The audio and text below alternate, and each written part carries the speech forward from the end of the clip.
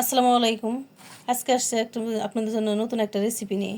আজকে আমার সাথে এর সাথে লাগবে আলু, চিকন চিকন করে আলু কাটা, আর পেঁয়াজ, কাঁচামরিচ, আর এদিকে রুটি লাগবে। রুটি ভাপা দিব, ভাপা বানাবো এটা। আর এখানে মশলা লাগবে, একটা একটা করে দিয়ে দিব এখানে।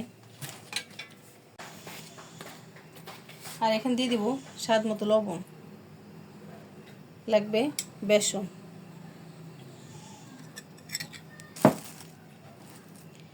এটা ভালো মতো মিলাই নেব।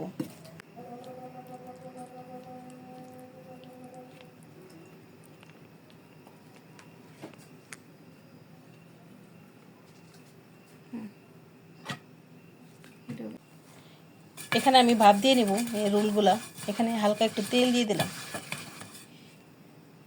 তেল দেওয়ার পরে এই যে একটা একটা করে দিয়ে দেব এইভাবে।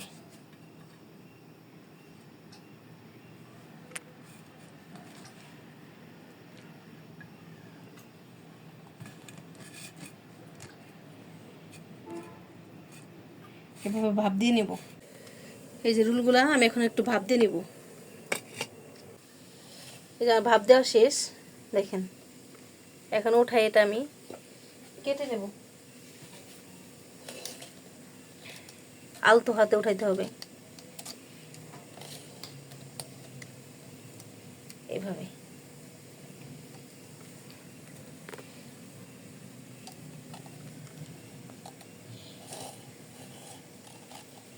লেগে যাবে না, এটা বেশি তেল দেওয়া তো, এটা লাগবে না।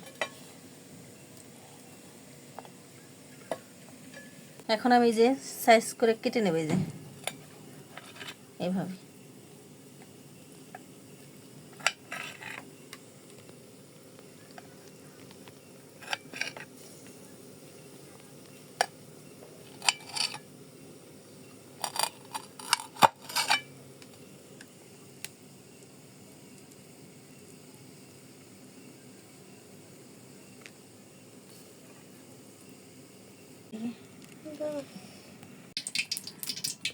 চুলায় তেল গরম হয়ে গেছে। এই যে এখন একটা একটা করে এটা ভেজে নেব।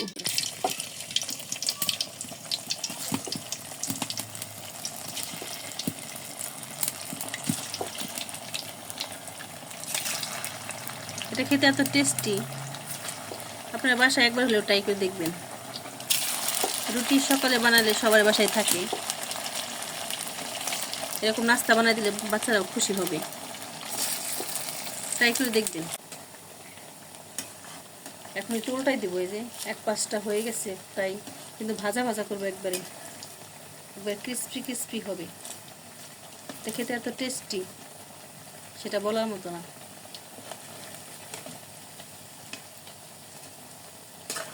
আপনারা বাসায় ট্রাই করতে পারেন, বাচ্চাদের অনেক ভালো লাগবে।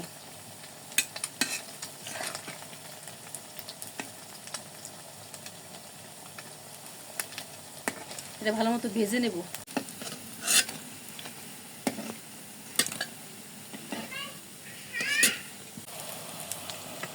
এই আমার সবগুলো দেখেন ভাজা শেষ।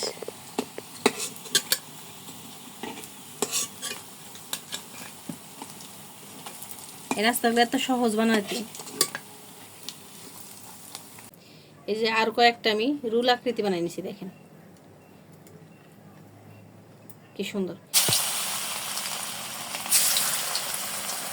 আপনারা যে কোনো সাইজ বানিয়ে নিতে পারেন।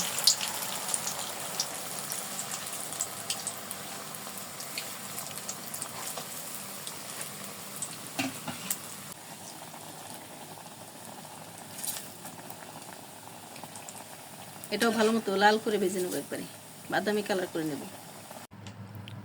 এই যে সবগুলো আমাদের ভাজা শেষ, দেখেন। এটা মিনি রুল বলে এটারে। দেখেন ঝটপট এই যে রুটি দিয়ে এভাবে রুল বানানো যায়। বিকেলে একটা নাস্তা, দেখেন এই কি সুন্দর, দেখেন।